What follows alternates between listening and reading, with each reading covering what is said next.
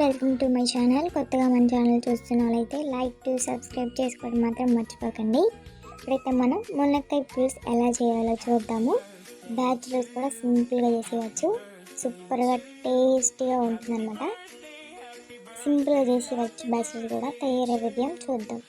Stove మీద కడాయి పెట్టుకొని 2 table spoon oil, అలాగే చిటికెడు ఆవాలు వేసుకోవాలి. దీంట్లోకి మనం గుప్పెడు కరివేపాకు వేసుకున్నాము, ఫ్రెష్ కరివేపాకు అనమాట. ఇప్పుడు మనం సన్నగా తరుక్కున్న ఆనియన్, మీడియం సైజ్ ఆనియన్ ఒకటి వేసుకున్నాము.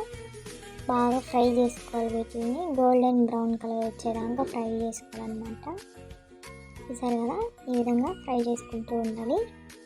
కలర్ చేంజ్ అవుతున్నాయి చూసారా, కలర్ చేంజ్ అయిపోయి ఇలా వచ్చిన తర్వాత దీంట్లోకి నేనైతే 2 మీడియం సైజ్ టమోటాలు అయితే నేను తీసుకున్నాను. ఇక్కడ బాగా రైస్ని కూడా ఫ్రై చేసుకోవాలి. టమోటా అనేది ఎంత బాగా మగ్గితే అంత టేస్ట్గా, అంత గ్రేవీ వస్తుందన్నమాట. దీంట్లోకి చిటికెడు పసుపు, అలాగే 2 టేబుల్ స్పూన్ సాల్ట్ వేసుకుంటున్నాను నేను. రుచికి సరిపడ్డ సాల్ట్ వేసుకోండి. ఇప్పుడు వీటిని బాగా మిక్స్ అయ్యేలాగా మిక్స్ చేసుకుందాము. ఇక్కడ మనం పసుపు సాల్ట్ అనేది ఎందుకు వేసుకుంటామంటే గబాను మగ్గుతాయి అన్నమాట టమోటాలు అనేవి, అందుకని మనం వేసుకోవాలి. ఇప్పుడు వీటిని బాగా ఫ్రై చేసుకున్నాము. చూసారు కదా, ఏ విధంగా వచ్చిన తర్వాత అడుగు మాడకుండా చూసుకోవాలి. ఇప్పుడు చూడండి, టమోటా అనేది బాగా మగ్గింది. ఇప్పుడు దీంట్లోకి మనం 2 టేబుల్ స్పూన్ కారం వేసుకున్నాం. స్పైసీనెస్ ఎక్కువ తినేవాళ్ళైతే 3 స్పూన్స్ అలా వేసుకోవచ్చు అనమాట. టేస్ట్ తగ్గట్టు కారం వేసుకున్నాం. దీంట్లోకి చిటికెడు ధనియాల పౌడర్ వేసుకుంటున్నాము. గరం మసాలా తర్వాత లాస్ట్ వేసుకున్నాము. ఇప్పుడు వీటిని బాగా మిక్స్ చేసుకోవాలన్నమాట. చూసారు కదా, గ్రేవీ అనేది ఎంతో బాగా వచ్చిందో.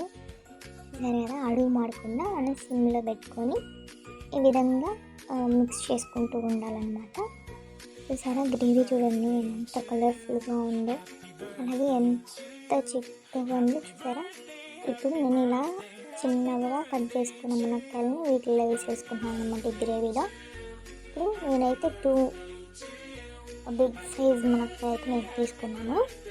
మీరైతే మీ క్వాంటిటీ కూడా పెంచుకోవచ్చు. ఇప్పుడు మునక్కాయలకి మసాలా బాగా పట్టే మాదిరిగా మగ్గించుకోవాలన్నమాట. సరేనా, ఈ విధంగా బాగా మసాలా పట్టే లోపల మనం బాగా కలుపుకుంటూ ఉండాలన్నమాట.